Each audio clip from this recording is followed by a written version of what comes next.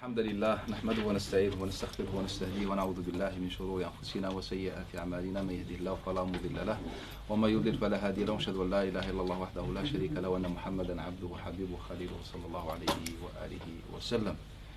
Aujourd'hui, bi'idhnillahi ta'ala, est notre premier jour de cette année. Et Inch'Allah ta'ala, nous allons essayer de faire le résumé de ce qu'on a vu depuis pratiquement 2 ans en sciences du hadith. Lorsqu'on a fait le premier cours, qui est le cours de l'introduction, je vous ai un peu expliqué les raisons qui m'ont poussé d'aborder et d'étudier avec vous cette science, qui est la science de Al-Hadith. On va faire le résumé de ce qu'on a vu et on va essayer de faire un bref bilan, Inch'Allah ta'ala, pour qu'on puisse recommencer ou reprendre le programme dans des meilleures conditions. Quand on dit la science du hadith, qui a été abordée et étudiée, enseignée par les savants musulmans depuis plusieurs siècles. En fait, moi j'estime que cette science est la science la plus accessible et facile parmi les différentes sciences et disciplines islamiques. Qu'est-ce que la science islamique? Qu'est-ce que la science du hadith? On va la résumer en 5 minutes. Quand on veut étudier la science du hadith, mon objectif c'est de savoir si un hadith est authentique ou inauthentique. Donc c'est mon objectif à travers cette science. Maintenant, quels sont les éléments ou bien qu'est-ce que cette science m'apporte afin que je puisse distinguer le hadith sahih du hadith non sahih, authentique du hadith inauthentique. En fait, les savants me proposent une méthodologie. Quelle est cette méthodologie? Ils nous disent qu'en fait, quand on veut étudier un hadith, il faut prendre en considération la chaîne de transmission, le transmetteur et le matn, la parole ou la tradition. Le transmetteur et la tradition. Ça peut être une parole, un acte, etc. Tout ce qui a un lien avec le Nabi sallallahu alayhi wa sallam. Il nous dit pour étudier la chaîne de transmission, il y a des éléments à prendre en considération. Pareil pour le transmetteur et pareil pour ce qu'on appelle al-matn, qui est la tradition. Pour la chaîne je suis en train de vous expliquer la science du hadith classique, ce que vous pouvez étudier un peu dans les universités islamiques, etc., ou les écoles islamiques. Et donc on va inverser, on va mettre le transmetteur ici, on va mettre la chaîne de transmission. Donc quand on dit le transmetteur, on regarde plusieurs éléments. Le premier, c'est la fiabilité du transmetteur au niveau de sa piété. Deuxième élément, sa fiabilité au niveau de sa maîtrise de ce qu'il rapporte. Donc quand on dit la piété, ce que les savants ils appellent ça al-adala. Al-adala, est-ce que le transmetteur est pieux ou pas? Si c'est bon, on passe à la deuxième condition. Si il remplit la deuxième condition, donc on va conclure que ce transmetteur est valide en science du hadith, on l'accepte. Deuxième condition, ce qu'on appelle ad-dabt. Ad-dabt qui veut dire maîtrise. Et généralement dans la maîtrise, on regarde 2 points.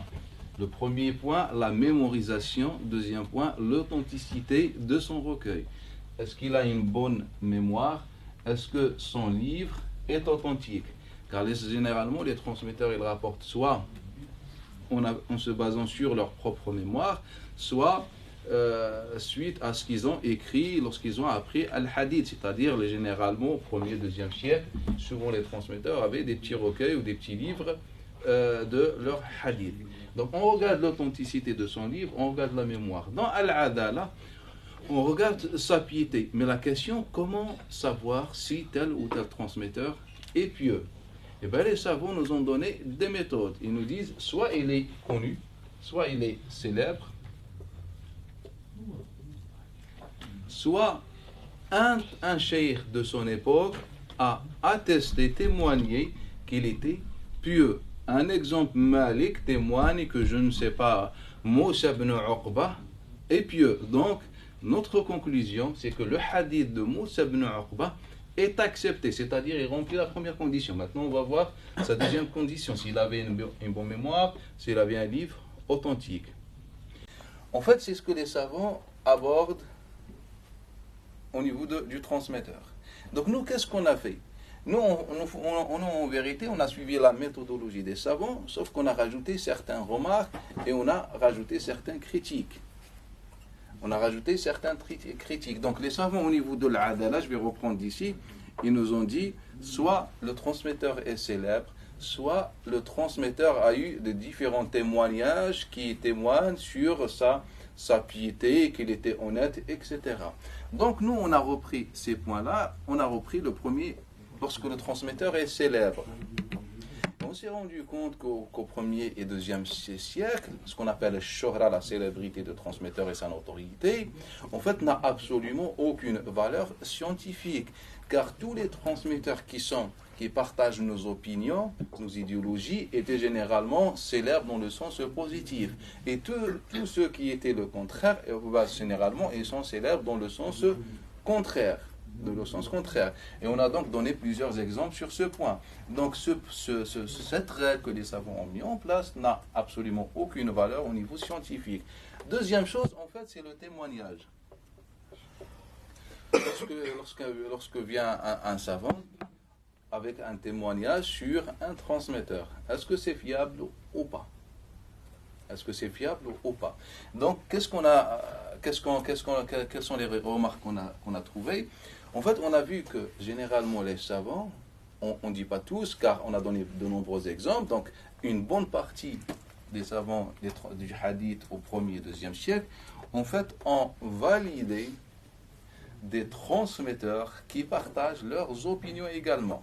C'est que lorsque quelqu'un partage mon idéologie, généralement j'ai tendance de dire voilà, il est masha'Allah. Et si quelqu'un qui maîtrise encore plus que lui la science ou le hadith, etc., sauf qu'il ne partage pas mon idéologie, tout simplement je vais le critiquer, je vais dire qu'il était pas honnête, il était kadhab, il était etc., etc. Donc c'est ce qui s'est passé au 1er et au 2e siècle. Donc on a donné plusieurs exemples des transmetteurs, même des savants du hadith qui sont connus, même on les voit, on les écoute même lorsqu'on assiste au khutbah du Jumu'ah, etc., leur vie, leur parcours, leur piété, etc. On a été toujours impressionné par ces savants, alors qu'au final, toute cette histoire et cette image, en fait, se repose sur quelques témoignages de ces muhaddithines. Et on a vu même des gouverneurs ou bien même des assassins, des gens qui tuaient jour et nuit des innocents, femmes, enfants, hommes, peu importe. Et malgré ça, ils sont considérés comme les pieux de l'islam, les savants de l'islam. Et leur hadith se trouve dans nos authentiques. Et donc, on a donné plusieurs exemples. Donc, nous, qu'est-ce qu'on a fait? On a à la fois étudié la science classique du hadith, c'est-à-dire on a expliqué les différents points que les savants ont abordés. À chaque fois, on rajoutait nos remarques. Donc, c'est ce qu'on a fait. Et donc, nous, on a fait quelques conclusions par rapport à l'adala, à la piété, que ce n'est pas un sujet aussi important. Pour quelle raison? Car on ne pourra jamais être objectif. On ne pourra jamais être objectif lorsqu'on juge quelqu'un de pieux ou pas pieux. Seul Allah Ta'ala qui connaît la piété réelle des gens. Et donc, donc si on n'est pas objectif, donc on ne peut pas se permettre de mettre une règle sur ce point, à ce point-là, et la considérer comme une règle scientifique et exigeante. Donc c'est pour ça, nous, qu'est-ce qu'on a fait? On a retiré tout simplement cette condition. Donc lorsque moi, personnellement, j'étudie un hadith, je ne prends pas en considération la piété de la personne. Car j'ai aucun moyen de savoir s'il était ou pas pieux, même s'il vit avec moi. Et encore moins le savoir dans l'époque des conflits. Qu'est-ce qu'on a fait? On a dit que la première condition qui est la plus fondamentale en sciences du hadith, tout simplement, nous, on ne la retient pas. Alors que 90% quand vous allez voir, en fait, ça, c'est les règles que les savants ont mis en place. Mais quand on va voir leur pratique, comment ils ont appliqué ces règles-là, on va trouver que cette règle est la plus fondamentale lorsqu'ils veulent juger un hadith. Donc, tout simplement, nous, on n'a pas retenu la piété. Car même la piété, c'est un sujet dogmatique. Qu'est-ce que ça veut dire la piété en islam? Ça veut dire avoir un bon cœur, une bonne pratique, une bonne croyance, une bonne éthique. Qu'est-ce que ça veut dire? On va étudier cette question dans la croyance biblique. Là, vous allez voir que tout simplement, la piété, ce n'est pas bien pratiquer l'islam. C'est autre chose que pratiquer l'islam. Et donc, nous, tout simplement, on n'a pas retenu. On n'est pas entré dans le détail car c'est un sujet de croyance. Ce n'est pas un sujet de hadith. La deuxième question, ad-dabt.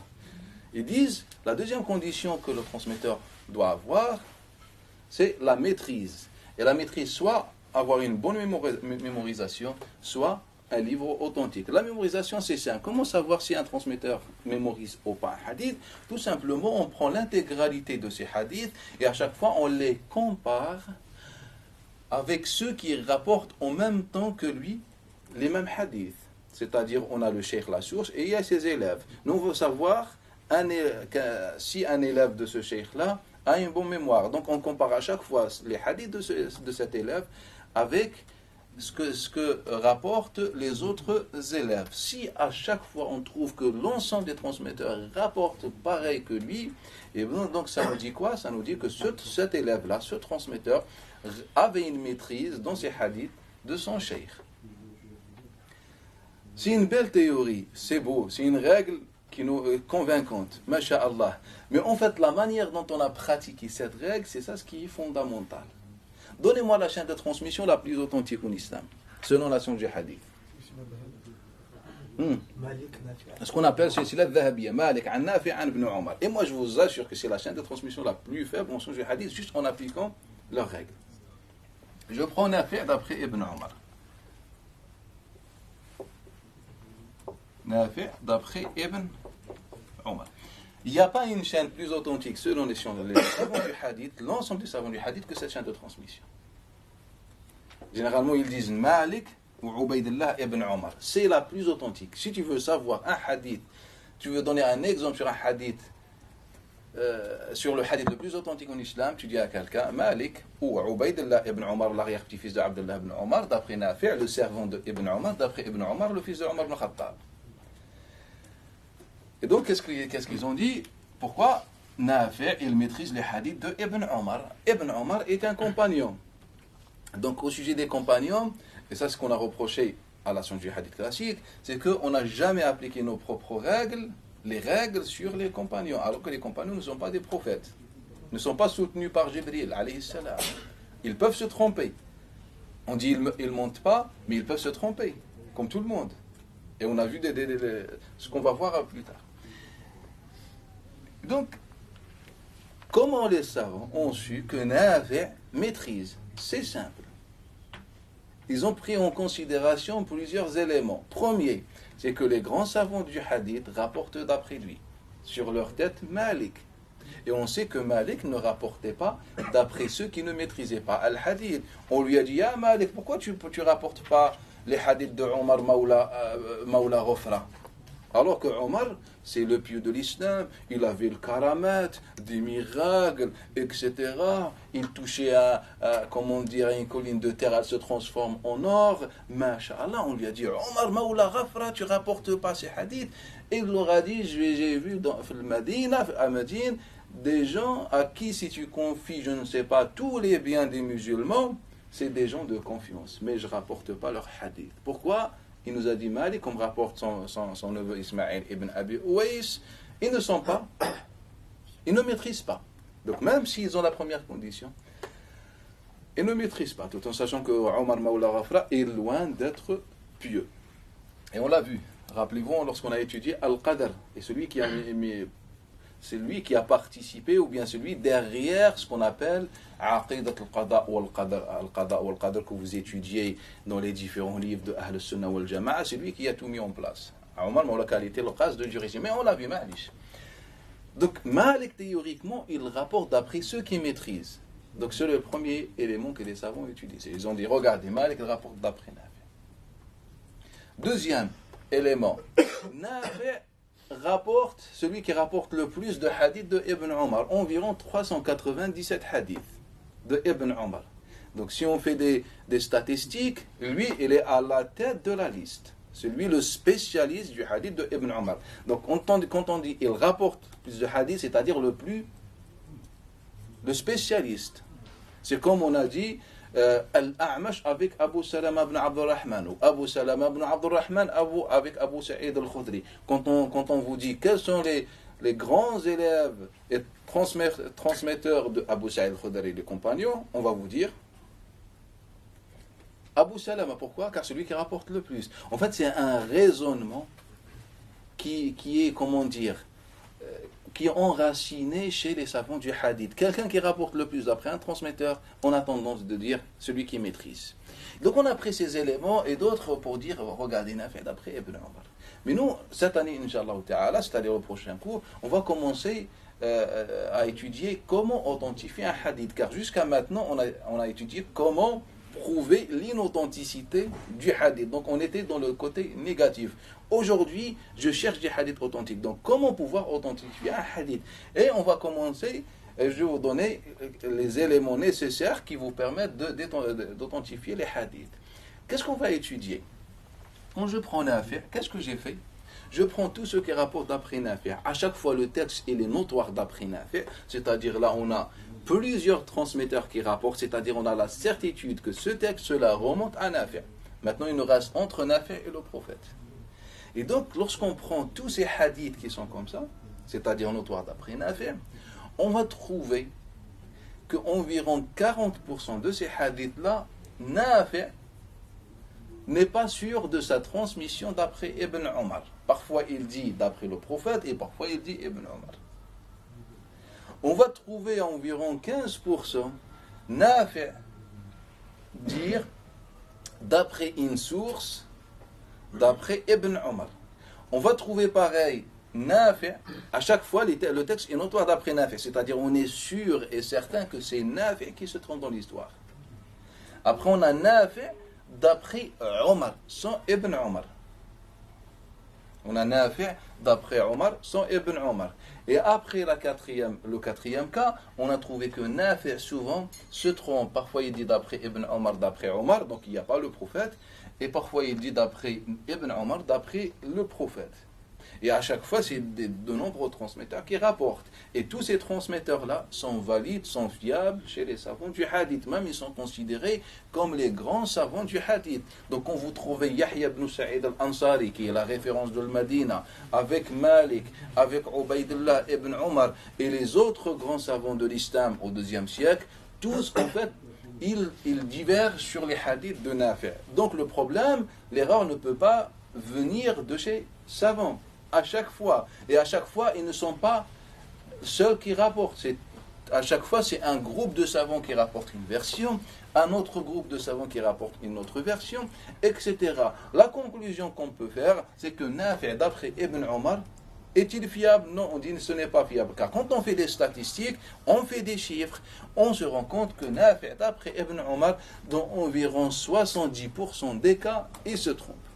Maintenant, il nous reste les 30% des cas. Ça ne veut pas dire qu'il ne se trompe pas. Ça veut dire que tout simplement, on a moins d'éléments de comparaison et d'études. C'est-à-dire, on a une base de données sur les 30% un peu légère. Et donc, qu'est-ce qu'on fait dans ce cas-là? On va prendre en considération d'autres règles qu'on va étudier ensemble. Alors, la conclusion, c'est que Nafi' d'après Ibn Omar, il ne maîtrise absolument rien du tout. Et donc, nous, qu'est-ce qu'on a fait?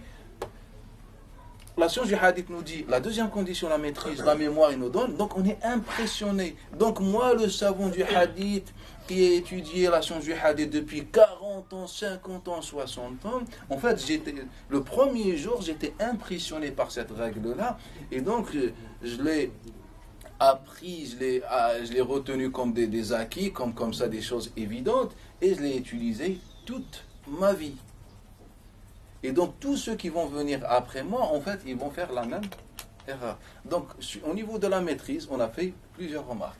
L'authenticité des livres, et ça, c'est un problème fondamental. Un problème fondamental. C'est que les savants sont d'accord que certains transmetteurs rapportent des livres. Rapportent des livres, des recueils du hadith. Ils disent qu'il faut que les hadiths, leurs livres soient authentiques. En fait, la parole des savants du hadith s'arrête là. C'est comme si on a ouvert la porte. On vous a montré quelque chose, après on a refermé la porte. Non, ça ne sert à rien de sortir ou de rentrer. En fait, on vous a ouvert la porte sur ce chapitre qui est fondamental, important, sur ce point, mais on n'a pas poussé les recherches plus loin que ça. On a dit qu'il faut qu'il soit authentique, mais il faut des éléments. Comment savoir l'authenticité d'un recueil du hadith? Quand je dis un recueil du hadith, avant l'authentique de Bukhari, lorsque les recueils étaient écrits au premier temps de manière brute. Et donc, comment je vais savoir ça? En fait, il n'y a pas de réponse en science du hadith. Vous pouvez consulter tous les livres sur la science du hadith, vous ne trouvez pas Deux réponses. Si on n'a pas une chaîne de transmission en or, propre, net, clair, qui nous dit, qui nous tire par les oreilles, viens, je te dis quelque chose, ce livre n'est pas authentique, si on n'a pas ça, un truc prêt, il n'y a pas de recherche, il n'y a pas de question. Mais on n'a pas malheureusement cette chaîne de transmission qui nous dit, qui me tire par les oreilles et me dit, écoute bien mon cher Cheikh du Hadith, ça c'est un livre, un recueil inauthentique. Mais il n'y a pas en fait ça. Donc s'il n'y a pas ça, on n'a pas fait de recherche. Et nous on a donné plusieurs exemples, et on n'a pas encore fini ça, car on va le faire dans un chapitre indépendant, car c'est très fondamental, dans lequel on va prouver que 99% des recueils du hadith écrits au 1er et 2e siècle, en fait, ils sont tout simplement et purement inventés. Un exemple, parmi les exemples qu'on a pris, le hadith de Jabir ibn Abdullah. Vous connaissez tous le compagnon Jabir ibn Abdullah.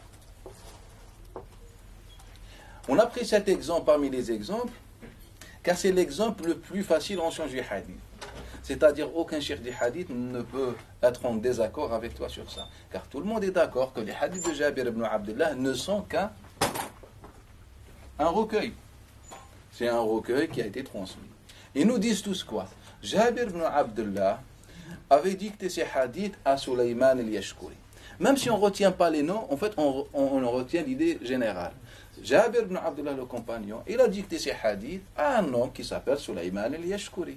Sulayman al-Yashkuri, il est mort dans l'année environ 473, pendant le conflit de Abdullah ibn Zubayr, lorsque ce compagnon était gouverneur sur Makkah ou Medina. Voilà, il y a eu un grand conflit, etc. Lui, il est mort. De quel côté? Ce n'est pas encore notre sujet. Est-ce qu'il est mort pour Ibn Zubayr ou il est mort pour l'autre régime qui est le régime Omeyyade? Ce n'est pas ça le sujet. Bref, il est mort avant Jabir ibn Abdullah. Et nous on sait que Jabir ibn Abdullah, on diverge en quelle année il est mort. Bref, mais il est mort après.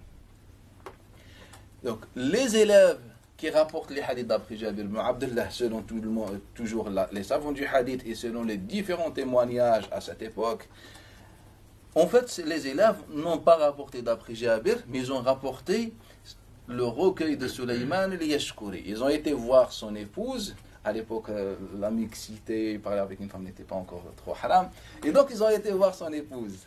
Et elle leur a donné le recueil de son époux, qui était mort. Et donc, ils ont rapporté.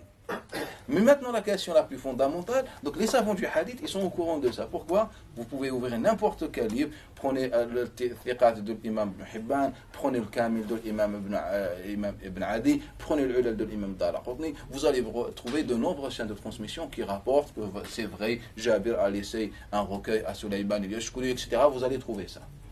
Mais en fait, la question la plus fondamentale n'a pas été posée. Est-ce que ce livre-là, au final, est authentique ou pas? Sulayman a rédigé, on suppose qu'il a rédigé dans la présence de Jabir, et que le livre, ce jour-là, était authentique. Mais en fait, le livre plus tard, on n'avait pas des maisons d'édition, avec les droits d'auteur, que c'est bon, c'est édité, ne te prends pas la tête. Non, en fait, il y avait des gens qui viennent, qui écrivent. Et après, cette copie sera vendue au marché. Et au marché, les gens vont l'acheter. Mais celui qui la vend, il va la copier plusieurs fois, pour se faire de l'argent, c'est sa vie. Est-ce il va rajouter? Est-il musulman? Etc. Et on a trouvé, nous, que par exemple, les hadiths de Layth ibn Sa'd, l'un des grands savants de l'islam, et même les savants au IIIe siècle le considéraient comme plus grand que l'imam Malik, je ne sais pas si vous le savez, mais il est plus grand que Malik chez les savants au IIIe siècle. En fait, l'intégralité pratiquement de ces hadiths vient d'un juif. Et c'est un vendeur en Irak. En fait, c'est un marchand qui était en Irak, qui vendait des livres, il écrivait, etc. Il mélangeait les choses. Donc, ces livres proviennent de ça. On a expliqué le lien avec Abdullah ibn Salih et le frère d'Abdullah ibn Salih et le Khalid al-Madaini et comment on la rencontre. Voilà, c'est une histoire. En fait, c'est un film. Et c'est pour ça que je vous invite aujourd'hui, Inch'Allah. Pour plus tard, si vous, Inch'Allah, vous aurez, Inch'Allah, les compétences nécessaires de nous faire un film, par exemple, sur Layth ibn Sa'd. Mais c'est un livre d'espionnage. Et comment le frère d'Abdullah ibn Salih, il est rentré discrètement dans la maison pour sauver les... En fait, c'est un espionnage. C'est le KGB, c'est le Mossad, c'est tout ça, en fait. On est pire. Mais nous, on change le hadith, c'est même pas pour conquérir le monde, en fait, c'est juste pour falsifier un petit hadith. Et donc, Ya Allah. Non, donc nous, la question, comment savoir si, l'authenticité de ce livre-là? Qu'est-ce qu'on fait? Nous, on a donné un exemple. Si on prend l'intégralité de tout ce que rapportent les savants, les élèves de Jabir ibn Abdallah, on prend l'intégralité de leurs hadiths. Et on prend les hadiths communs. Et on fait des comparaisons. On va trouver des catastrophes. Ils ne sont jamais d'accord, même sur un hadith. Il n'y a pas d'accord. Donc comment expliquez-vous, si on a le même livre, le même recueil, mais on n'est pas d'accord? Même quand on rapporte le même hadith, en fait, on le rapporte de manière radicalement différente et souvent c'est contradictoire. Comment expliquez-vous que certains rapportent ce que les autres ne rapportent pas? Comment expliquez-vous que souvent on trouve à Abu Zubayr al-Makki rapporte ce que personne n'a rapporté, d'après Jabir ibn Abdullah? Alors que cette époque, on ne rapportait pas les hadiths dans des prêches concernant les élèves de Jabir. Ils ne rapportaient pas les hadiths de Jabir dans des prêches, à l'exception peut-être de Hassan al-Basri. Mais ils rapportaient l'intégralité, en fait, dans l'enseignement. Ils rapportaient les hadiths de Jabir dans l'enseignement. C'est-à-dire, quand je viens lire ce que j'ai appris de Jabir, je vous donne l'intégralité des hadiths. Et donc, théoriquement, on est censé trouver tous les hadiths. Alors que ce qu'on trouve chez Jabir, Abu Zubayr, on ne le trouve pas. C'est chez, par exemple, Abu Sufyan Talha ibn Nafi, et ce qu'on trouve chez Abu Sufyan, on ne le trouve pas chez Salih ibn Abi Jahl, et ainsi de suite. Et donc, on a déduit qu'en fait, le livre... Donc, bien sûr, il y a d'autres éléments à prendre en considération, mais donc, ça nous a donné un peu l'idée que Sulayman al-Yashkuri et son livre, en fait, est douteux, n'est pas à 100% authentique. Donc, il faut le revoir, il faut le réétudier dans le détail. Et donc, c'est ce que les savants nous ont dit. Nous, on a rajouté des remarques, etc. Et c'est des remarques, je pense, fondamentales. Donc, on a déduit que la science du hadith, lorsqu'elle a étudié le transmetteur, ne l'a pas étudié suffisamment. Et ne l'a pas étudié également de manière scientifique. C'était de manière plutôt, ou bien de manière loin d'être scientifique. Quand tu me dis, il faut qu'il soit pieux, mais comment tu sais qu'il est pieux? Et tu me donnes des choses, quand je regarde, ah ben c'est flagrant. Et après, concernant la maîtrise, en fait, c'est vraiment de manière très vague. Après, on a parlé de la chaîne de transmission, on a parlé de al-matn, la tradition. Concernant la tradition, chez les savants du hadith, c'est simple. Ils prennent en considération deux choses. Al-shudud et al-nakara. Shudud et nakara. Qu'est-ce que ça veut dire shudud? Qu'est-ce que ça veut dire nakara? En fait, même les savants du hadith ne sont pas d'accord sur ça. Je vais essayer de vous expliquer. Al-shudud, c'est lorsqu'un transmetteur rajoute un mot qui n'est pas rajouté par la majorité. Et si ce transmetteur est faible, ce rajout, on l'appelle munkar. Et s'il n'est pas faible, c'est-à-dire il est fiable en son hadith, ce rajout, on l'appelle al-shudud. Ça, c'est la définition sur lesquels on s'est mis d'accord depuis pratiquement le 8e siècle. Donc c'est simple. Quand on veut étudier al-matn, la tradition en sciences du hadith, c'est simple. En fait, il n'y a que ce petit détail à prendre en considération. Le rajout, quand vous trouvez quelque chose rajouté dans le hadith, s'il est rajouté par un seul transmetteur, on regarde. Si ce transmetteur est fiable, on l'appelle, ce rajout, shadh. S'il n'est pas fiable, on l'appelle munkar. Et s'il est rajouté par un transmetteur très puissant et musclé, ou bien un groupe de transmetteurs, dans ce cas-là, on appelle ça ziyadat thiqa, le rajout du transmetteur fiable. En fait, c'est loin d'être scientifique. Je vous donne un exemple. On suppose que Adrien, celui qui a plus de mémoire et de maîtrise. Mais comment on a su qu'il maîtrise? On revient à ça. Déjà, on n'est pas scientifique. Mais théoriquement, on suppose. Donc déjà, sur le principe, ça ne sert à rien de pousser la recherche ou l'analyse plus loin. Car déjà, quand on dit il maîtrise, en fait, on se base sur quoi? On suppose qu'il maîtrise. C'est ce qui a été fait. Il maîtrise. Lui, il rajoute un mot dans le hadith. Et nous, on est une dizaine. Qu'est-ce qu'on fait? On ne rajoute pas ce rajout. Là, on regarde. Maintenant, on regarde. Comment juger ce rajout? En fait, là, c'est un peu compliqué. Car on a dit, il maîtrise plus que nous. Ça ne veut pas dire qu'on est faible, mais il maîtrise plus que nous. Là, les savants, en fait, ils ont la migraine. Car leur règle tellement n'est pas scientifique, n'est pas fondée, en fait, ils n'arrivent pas à s'en sortir. Comme le cas du hadith de Malik et la question de Zakat al-Fitr. Est-ce qu'on va juger et de dire que Malik, il a rapporté un rajout cher? C'est trop, Malik, il rajoute cher, son hadith est faible. Ça ne se fait pas. Et donc là, les savants se sont divisés. Un groupe, il a appliqué les règles jusqu'au bout, il a dit Malik, c'est vrai. Son hadith est cher, ou son rêve.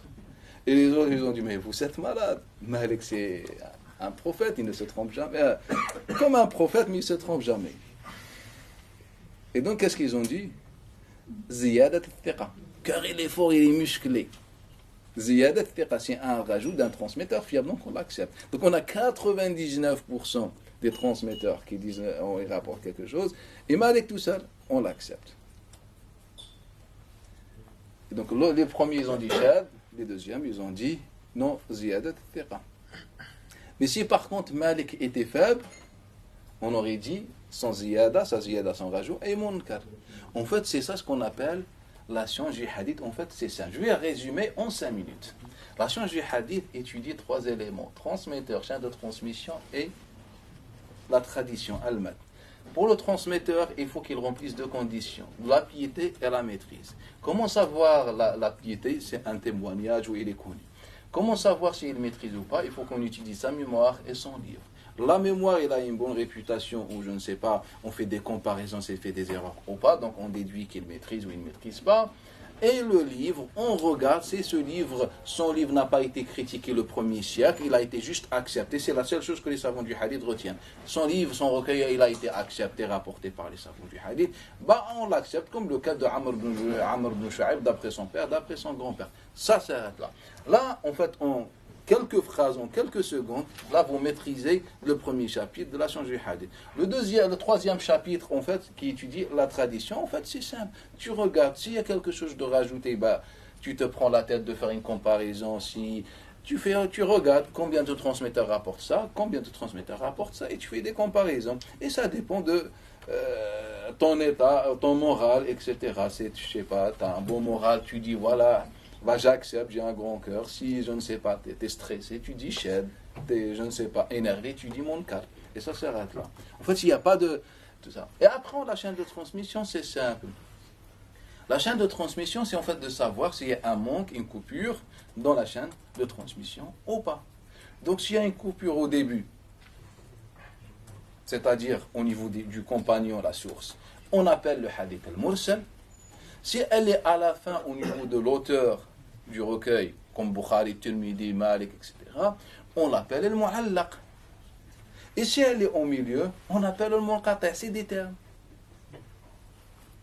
Donc chacun peut rajouter et appeler ce qu'il veut. Car en langue arabe, ces mots-là n'indiquent pas forcément ce sens-là. Mais juste c'est un concept. C'est pas problématique. Donc les savants se sont mis d'accord que lorsque la chaîne de transmission perd sa source au début, c'est-à-dire au niveau du compagnon, on l'appelle le mursal. Si c'est à la fin, on l'appelle le mu'allaq. Comme dans le Bukhari, il y a 160 hadiths mu'allaq. Chez Muslim, l'authentique de Muslim, il y a 12, voire 14, il y a 2 avis, 12 ou 14 hadiths mu'allaq. Donc on appelle le mu'allaq, c'est-à-dire la source entre le Bukhari. En fait, entre le Bukhari et celui qui rapporte le hadith, en fait, il y a un manque. Et s'il y a la coupure au milieu, on appelle munqati', coupé par exemple, interrompu. Et s'il y a plein de transmetteurs qui manquent, on dit mu'adal. Mu'adal, c'est-à-dire problématique, catastrophique. Mu'adal en langue arabe vient de ce sens-là. Et donc, en fait, ça s'arrête là. C'est ce qu'on a étudié. C'est ce que vous étudiez dans la chaîne de transmission. En fait, en 2 phrases. Une phrase. Manque au début, mursal. à la fin mu'allaq, au milieu munqati', trop de manque mu'adal. C'est une phrase toute simple. C'est à toi de compter. 1, 2, 3, 4, 5. Tu sais compter jusqu'à 5, tu peux maîtriser ce chapitre. Car généralement, il y a chaque génération, en moyenne. Là, on a étudié 90% de la science des hadiths. Maintenant, il reste les 10%, c'est les jugements. Maintenant, quand on aura étudié ça, appliquer ça sur un hadith, il nous faut qu'on le juge. Et ce hadith, soit il est authentique, et l'authenticité a plusieurs catégories. Donc on dit sahih, et sahih a deux catégories. Sahih li dhatihi, li ghayrihi. Ou al-hasan li dhatihi, li ghayrihi. Je pense que vous n'avez rien compris. Même moi non plus, je n'ai rien compris. Pourquoi ? Car les savants eux-mêmes n'ont rien compris. Pourquoi ? C'est eux qui m'ont dit. Prenez le hadith al-Hasan. Le premier qui a défini ce hadith-là, c'est l'imam al-Tirmidhi dans son livre Sunan. Qu'est-ce que ça veut dire un hadith bon ? Aujourd'hui, même quand vous tapez sur Internet, vous trouvez hadith jugé bon. Même un gamin de 12 ans, 13 ans, il est derrière son écran, nous on pense que c'est un cheikh, il dit « hadithun hasan ». Et pour nous, c'est réglé. En fait, maintenant, c'est tellement banal. Mais chez les savants du hadith, ce n'est pas banal. Car jusqu'à ce jour-là, ils ne savent pas ce que ça veut dire le hadith al-Hasan. Alors que cette science est apparue au deuxième siècle. L'imam al-Tirmidhi est le premier qui va dans la définition. Qu'est-ce que le hadith al-Hasan ? Le hadith al-Hasan, il dit, c'est le hadith qui est Hasan. Le hadith al-Hasan, le Hasan en langue arabe, ça veut dire bon. Donc, qu'est-ce que ça veut dire le hadith al-Hasan chez Tirmidhi ? C'est le hadith qui est Hasan. Qui est bon. Ça, c'est la première définition. Le hadith qui est bon. Qu'est-ce que ça veut dire un verre de thé ? Un verre de thé. Deuxième hadith Hassan chez l'imam Tirmidhi. Qu'est-ce que le hadith Hassan chez Tirmidhi ? C'est le hadith qui ne contient pas un menteur. Mais s'il contient un transmetteur faible, on l'appelle Hassan. C'est pour ça que les savants ne vont rien comprendre. L'imam Tirmidhi il est mort. Il vient l'imam al-Khattabi mort, je crois, l'année 388. Il vient l'imam al-Khattabi, le premier qui a commenté l'authentique de Bukhari. Qu'est-ce que al-Hadith al-Hasan ? Il dit al-Hadith al-Hasan huwa alladhi urifa makhrajuh. C'est le hadith dont on connaît la sortie. Je traduis comme il a dit. Est-ce que vous avez compris quelque chose ? Le hadith dont on connaît la sortie. Al-Hadith alladhi urifa makhrajuh. Qu'est-ce que ça veut dire la sortie ? En fait, le hadith qui est... En fait, je ne sais pas. Je ne sais pas exactement ce qu'il voulait dire. Al-Hadith al-Hasan, c'est le hadith alladhi urifa makhrajuh. Car s'il voulait dire on connaît ses transmetteurs, mais quel est le critère ? On les connaît en tant que des transmetteurs fiables, donc c'est hadith sahih, non un hadith hasan. Si on les connaît en tant que des menteurs, dans un hadith mensonger, donc en fait ça ne veut rien dire. Ma'lish. Il vient l'imam Ibn al-Jawzi. L'imam Ibn al-Jawzi, il va donner pratiquement, il va reprendre la définition de Tirmidhi plus celle de Al-Khattabi, il va faire un mixage, il nous donne les deux. C'est le hadith qui est bon, qui ne contient pas de menteur et qui est, on connaît sa sortie. Il vient l'imam Ibn Dihya quelques années après l'imam Ibn al-Jawzi, il va reprendre la même définition. Jusqu'à ce que Abu Amr ibn Salah, au 7e siècle, vient et nous explique dans son livre Al-Muqaddimah. Il nous dit que la définition de l'Hassan est très problématique. Ça veut dire depuis combien de siècles on enseigne la science du hadith comme une science qui nous différencie des autres, c'est-à-dire les gens du livre, l'authenticité, et tu me dis sur un sujet aussi fondamental, selon vous, que tu ne connais pas et que c'est problématique, etc. Et dit aux conclusions, j'ai passé une partie de ma vie à étudier la définition de Hassan. Et donc, tous les hadiths qu'on a jugés Hassan, ça veut dire quoi ? Et donc, il nous dit, et celui qui va nous donner il va changer pratiquement l'histoire. Naam, l'histoire a changé. Il nous dit que le hadith al-Hassan, c'est celui qui est rapporté par des transmetteurs qui n'ont pas atteint le degré de la fiabilité des transmetteurs de Bukhari et Muslim. Donc là, on suppose, on sous-entend que les transmetteurs de Bukhari ou Muslim ont atteint l'absolu. C'est-à-dire, ils sont masha'Allah. Alors que lorsqu'on a étudié les transmetteurs de Bukhari et de Muslim, si on donne par exemple un chiffre, 70% des transmetteurs sont considérés comme des transmetteurs faibles, soit par la majorité, soit par la minorité des autres savants.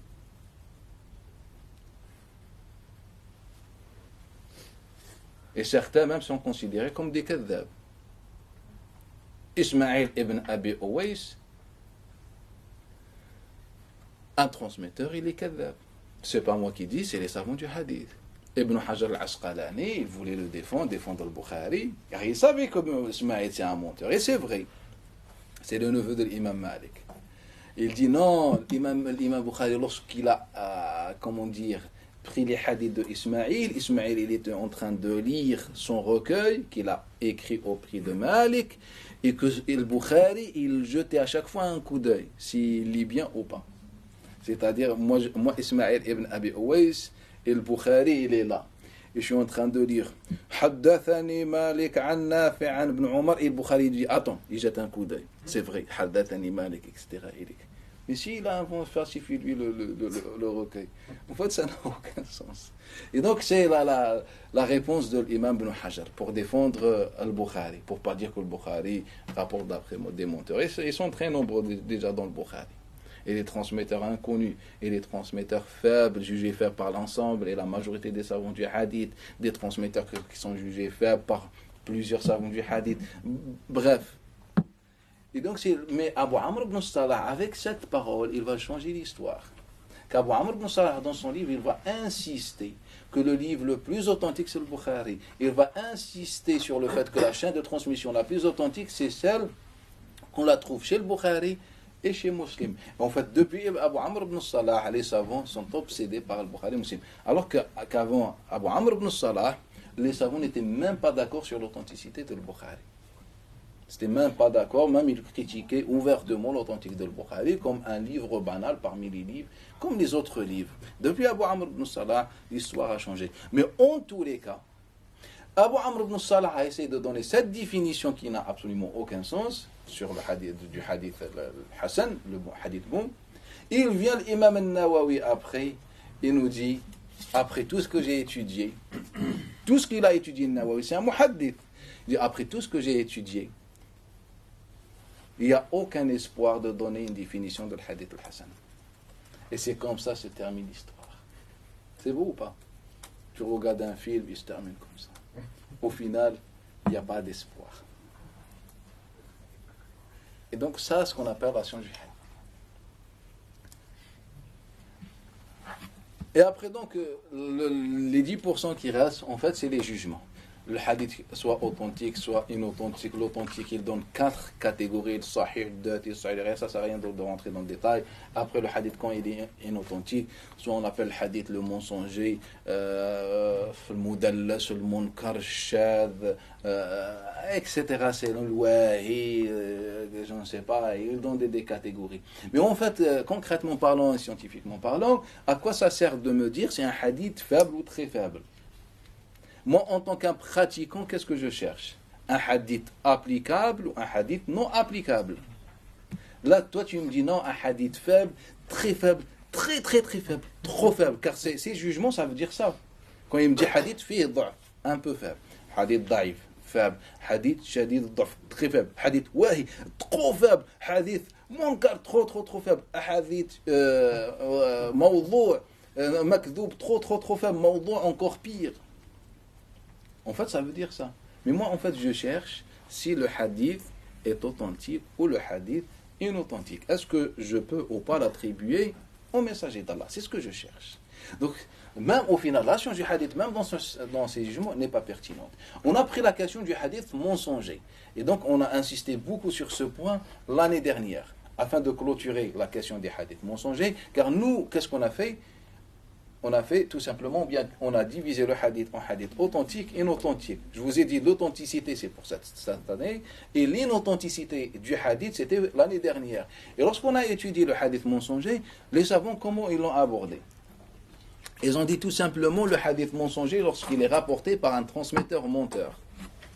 En fait, c'est simple. Comment savoir si un transmetteur est menteur ou pas? On revient à la piété.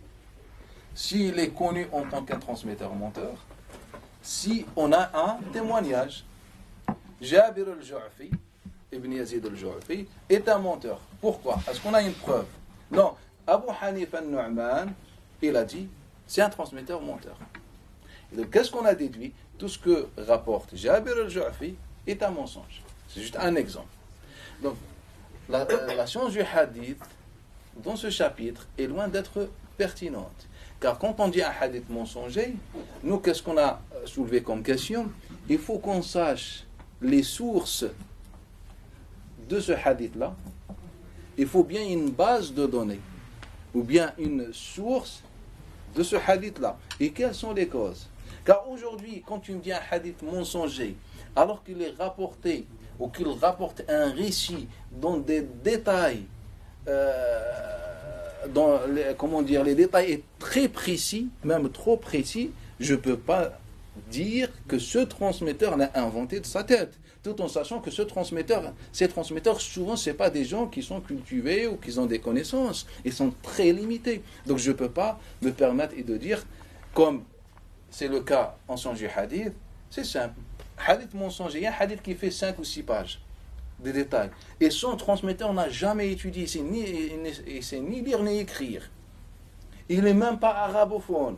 C'est-à-dire les formules et les expressions dans le hadith reflètent un arabe très élevé.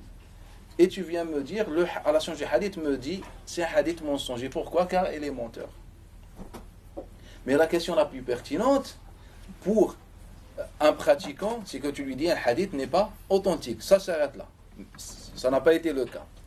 Mais la question pertinente pour un chercheur, c'est lorsque tu lui expliques la source de ce hadith-là. Et c'est ce qu'on a essayé de faire nous. Et cette question n'a pas été posée ni abordée par les savants musulmans dans l'histoire. 14 siècles, aucun savant, dans ma connaissance, n'a soulevé cette question. Quelles sont les sources de ces hadiths mensongers? Et donc, nous, on a essayé d'établir la liste de ces sources-là, et on a commencé par l'influence des gens du livre. On a commencé par les traditions, comme deuxième point, les traditions et les coutumes. Et après, en fait, il y a des gens, et après on a parlé des avis juridiques qui se transforment en hadith, et à chaque fois on a donné de nombreux exemples. Au final, on a expliqué que le hadith mensonger, en science du hadith, la manière dont la science du hadith a étudié le hadith mensonger est loin d'être scientifique. Car, à nos résumes, en nous disant le hadith mensonger, c'est celui qui est rapporté par un transmetteur. Comment on a su un transmetteur menteur? Comment on sait s'il ment ou pas? On revient à ce petit point. C'est qu'un transmetteur, un cheikh nous a dit il est menteur. Donc je prends ce jugement, loin d'être scientifique et objectif, et je vais l'appliquer sur l'intégralité des hadiths du transmetteur. Mais au final, si c'est le cas, et le hadith est bien mensonger, moi en tant que chercheur, je cherche la source de ce hadith-là. Comment il a pu inventer ce hadith-là? Et c'est basé sur quoi? Ce n'est pas une petite blague pour faire rigoler les gens. En fait, quand on prend les hadiths mensongers, ils sont très ordonnés. Donc tu ne peux pas me dire que ce transmetteur de Sham et ce transmetteur de Koufa et l'autre du Yaman et l'autre de Mecca, ils ont pu rapporter des hadiths mensongers qui vont dans le même sens. C'est qu'il y a un point commun, il y a une source. Donc nous, on a essayé de remonter à ces sources-là. Et on a vu l'influence des gens du livre, on a vu l'influence des coutumes et des traditions. Par exemple, tous les hadiths qui parlent de la femme, des noirs, de l'arabe, etc., qui font éloge à la langue arabe, etc., sont des hadiths, ou les hadiths qui parlent de Quraysh, etc., sont des hadiths à 99%, inventés suite aux coutumes et aux traditions des peuples. Et parfois, c'est la politique, comme le cas du hadith de Quraysh. Les hadiths des Quraysh, en fait, ils sont rapportés par deux transmetteurs qui font éloge à la tribu de Quraysh. Soit des transmetteurs qui travaillent pour le régime, pour maintenir le pouvoir des Qurayshites, car Banu Umayya, les Umayyads sont de Quraysh, et par la suite Ibn Bani Abbas et des Quraysh. Soit le deuxième transmetteur, en fait, c'est les transmetteurs qui sont de Quraysh, et ils font des éloges à Quraysh, ou bien les Mawali, les serviteurs ou les esclaves de Quraysh. Et là, on va l'étudier plus tard, Inch'Allah Ta'ala, avec les détails, comment les esclaves ont participé dans l'invention du hadith sur Quraysh. Pourquoi ils se sentent redevables? Car un esclave qui a été, je ne sais pas, rejeté par tout le monde, il s'est retrouvé à Mecca avec les Qurayshites, ils ont pris soin de lui, façon de parler. Mais bref, et donc il se sent quoi? C'est comme s'il a une dette sur lui, donc il essaye de faire des éloges à Quraysh, etc. Par contre, toutes les tribus qui ne sont pas de Quraysh, généralement dans les hadiths, sont maudites. Généralement, dans les hadiths, elles sont maudites. Donc, nous, on a étudié le hadith mensonger, on a essayé de donner des réponses. Si vous prenez les hadiths de Bani Abbas, je vous donne un exemple, un hadith que vous connaissez tout certainement. Le hadith de Zayd ibn Thabit sur la traduction c'est que Zayd ibn Thabit était un jeune homme et le prophète lui a demandé d'aller traduire, d'aller apprendre l'hébreu dans une version et dans une autre version, je ne sais pas ce qui. Vous connaissez ce hadith-là, très connu. Ce hadith-là, ça vous semble pas étrange que ce hadith-là n'est rapporté dans l'histoire par Abdurrahman ibn Abi Zinad? Et Abdurrahman ibn Abi Zinad, c'est le mufti officiel de l'état de Bani Abbas. Et quand on prend l'intégralité des hadiths de Abdurrahman ibn Abi Zinad, on trouve que la majorité de ces hadiths font des éloges à Al-Abbas, Abdullah ibn Abbas, ou rapportent des choses autour de Bani Hashim ou Bani Abd al-Muttalib. Ce n'est pas une coïncidence. Et il vient parmi ce qu'il rapporte, il rapporte le hadith de Zayd ibn Thabit. Comment expliquez-vous qu'en 2e siècle, il vient quelqu'un 2 siècles plus tard, il nous dit, regardez Zayd ibn Thabit, celui qui a écrit le Coran, le Karim, etc. Car Zayd ibn Thabit est resté un personnage. Car on a vu qu'il était parmi les acteurs de le Mus'haf qu'on a aujourd'hui entre nous, entre nos mains, etc. Donc il a préservé cette image-là. Et il a dit, voilà, le prophète, il a dit à Zayd ibn Thabit, ya Zayd, tu es machallah, etc. Pourquoi tu ne vas pas apprendre l'hébreu afin qu'on puisse, comment dire, se préserver de leur mal, ou je ne sais pas, il faut que tu maîtrises l'hébreu. Alors qu'à l'époque, les Juifs ne parlaient pas l'hébreu. Il n'y a aucune trace archéologique qui prouve et démontre que les Juifs à Médine parlaient l'hébreu. Mais apparemment, il a appris une langue qui n'est même pas utilisée dans le coin. Bref, et ça c'est les erreurs des transmetteurs. Quand ils veulent mentir à inventer quelque chose, d'abord il faut avoir une culture générale pour pouvoir mentir. C'est pour ça qu'il faut qu'on réponde à ces questions. D'où ça vient ce mensonge? Et après on a étudié les causes. Quelles sont les causes des hadiths mensongers? Et donc on s'est arrêté là. Ensuite on a étudié les transmetteurs qui n'existent pas. Les transmetteurs qui n'existent pas. Pourquoi on a étudié ce point? Car on a fait le lien avec le hadith mensonger et le transmetteur et le personnage mensonger. Et je vous ai donné une liste des compagnons qui, scientifiquement parlant, ne peuvent pas exister. On n'a aucune preuve, ni directe ni indirecte, sur leur existence. Donc on a commencé d'établir cette liste, mais on n'a pas encore fini. On va la finir lorsqu'Inch'Allah, on fera les transmetteurs qui n'existent pas, car on a parlé uniquement des compagnons. Prochainement on va parler des transmetteurs, car nous qu'est-ce qu'on va faire? Cette année on va étudier comment authentifier un hadith. Je vais vous donner certaines règles, certains éléments qui nous permettent de faire ça. Et dans ces règles-là on va étudier la question de dabt. Comment prouver l'existence d'un transmetteur. Et là, je vais vous compléter la liste de ces compagnons et la liste des transmetteurs qui sont très connus, même trop connus, et qui n'existe pas. Je vous donne un exemple, vu que quelques frères m'ont parlé de ce transmetteur il n'y a pas longtemps. Waqid ibn Muhammad qui vous rapporte le hadith, on m'a ordonné de combattre les gens jusqu'à ce qu'ils disent la ilaha illallah. Ce hadith est très connu. C'est que l'islam est une religion de la vérité et que nous, pour Allah Ta'ala, on peut tout faire. Si tu dis pas Allah Ta'ala, la ilaha illallah, tu dis pas la ilaha illallah, c'est mort pour toi. En fait, c'est le sens de ce hadith-là. Donc le prophète, il dit, selon Waqid ibn Muhammad, on m'a ordonné de dire. Et donc, par rapport à cette question, هذا Waqid ibn Muhammad, qui n'est pas compagnon, il est du 2e siècle. En fait, il n'existe pas. Il n'y a pas quelque chose qui s'appelle Waqid ibn Muhammad avec cette identité. Pour quelle raison? Car en fait, il y a eu une évolution. Le hadith, Waqid ibn Muhammad, si je vous dis qui est Waqid ibn Muhammad, vous allez me regarder. Après, vous allez me demander de pouvoir lire un peu ce qu'il a écrit, Dhahabi ibn Hajar, etc. C'est bon, vous avez étudié ces livres qui parlent des transmetteurs. Et vous allez me dire, c'est simple. Waqid ibn Muhammad ibn Zayd ibn Abdullah ibn Omar. C'est simple, l'arrière-petit-fils de Abdullah ibn Omar. Donc, il est connu. Mais en fait, la question...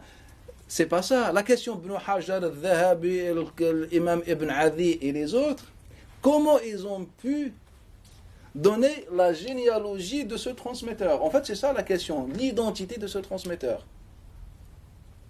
C'est ça la question la plus fondamentale. Et moi, je vous explique comment. C'est simple. L'histoire commence par Mu'adh al-Anbari. Mu'adh al-Anbari, en fait, le transmetteur. Ceux qui rapportent d'après Waqid ibn Muhammad, ils ne sont pas nombreux. Le premier, Shu'ba. Shu'ba, il est de quelle région? Shu'ba ibn Hajjaj.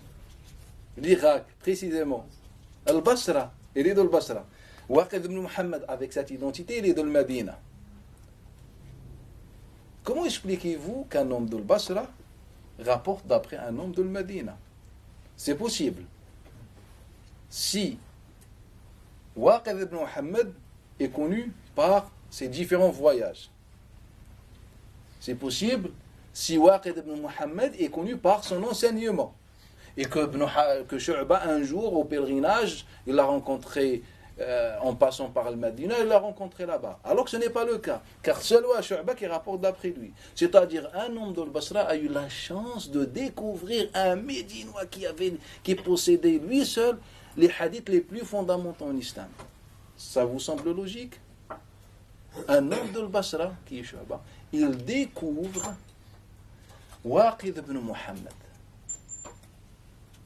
Alors que les Médinois ne rapportent pas d'après lui. Mais vous allez me dire, mais au contraire, on a vu que Asim, son frère, il rapporte.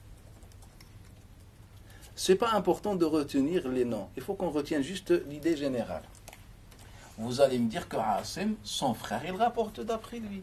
Et Asim, il est médinois, donc il est relativement connu. Mais en fait, la question, qui vous a dit que Asim est son frère?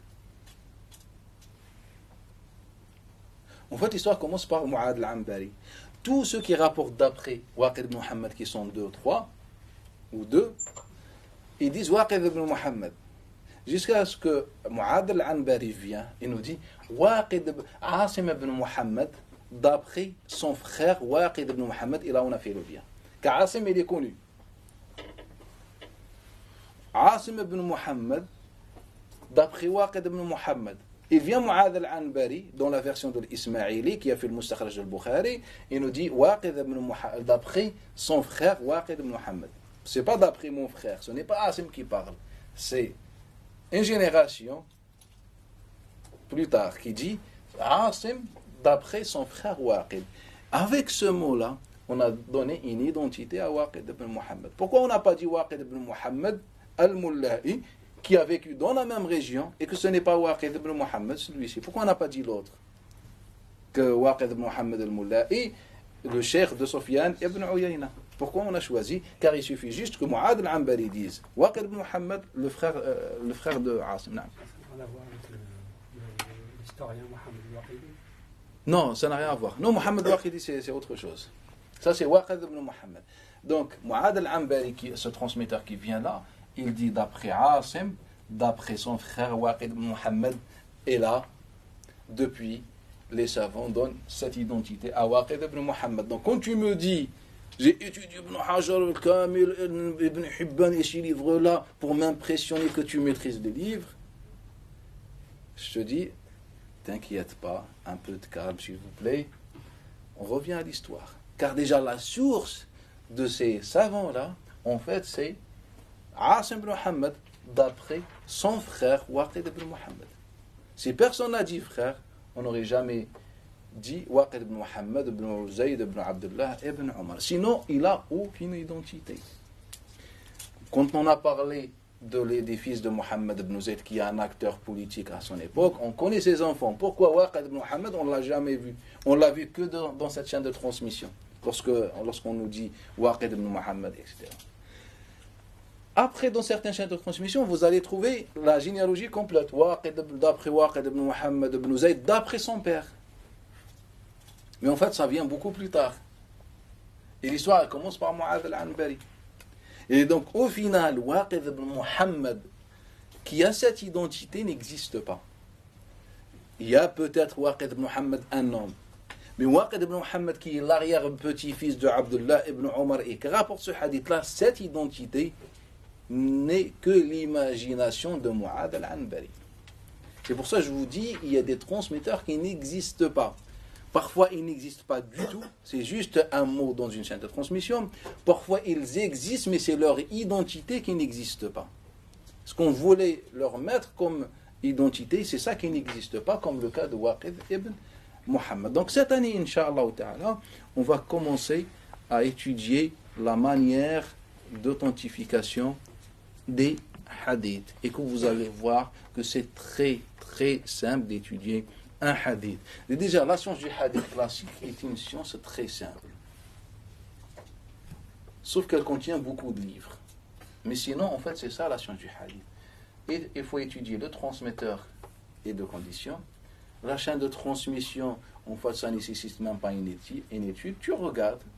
S'il y a un mot qu'au début ça s'appelle mursal, à la fin ça s'appelle mu'allaq, au milieu ça s'appelle munqati'. Il y a 3 mots à apprendre. Et après, si tu vois un rajout dans le hadith, tu fais des comparaisons avec une balance, ça pèse lourd, donc c'est un rajout accepté. Ça pèse pas lourd, donc c'est un shad ou c'est un munkar. Ça s'arrête là, il a changé hadith et fini. Vous n'avez besoin de rien d'autre. Vous voulez devenir un chercheur de hadith, en science du hadith classique, c'est simple. Car tous les chercheurs sur terre, ils vont faire comme vous et vous allez faire comme eux. Pour savoir si un transmetteur est fiable ou pas, vous prenez un livre des transmetteurs et tu vois. Donc il est bon. Ça s'arrête là. Il n'y a pas de manque dans la chaîne de transmission. Le hadith est authentique. C'est compliqué. Ce n'est pas compliqué. La science du hadith, en fait, c'est quelque chose de simple. Car ce cher du hadith, il n'a pas des transmetteurs dans sa tête, etc. Ce n'est pas vrai. Les transmetteurs les plus connus. Sinon, lorsqu'il veut étudier un hadith, il va chercher dans les livres le transmetteur et il va juger le hadith. Travail que vous pouvez faire dès maintenant. Mais nous, on a expliqué que ce n'est pas une science qui est scientifique, qui est exigeante, qui est pertinente, qui nous permet réellement de juger un hadith. C'est pour ça qu'on est en train de faire ce programme. Et cette année, Inch'Allah Ta'ala, on aura, Inch'Allah, tous les éléments nécessaires qui nous permettent d'authentifier des hadiths. Est-ce que vous avez des questions ou des remarques? Pardon. Juste une question.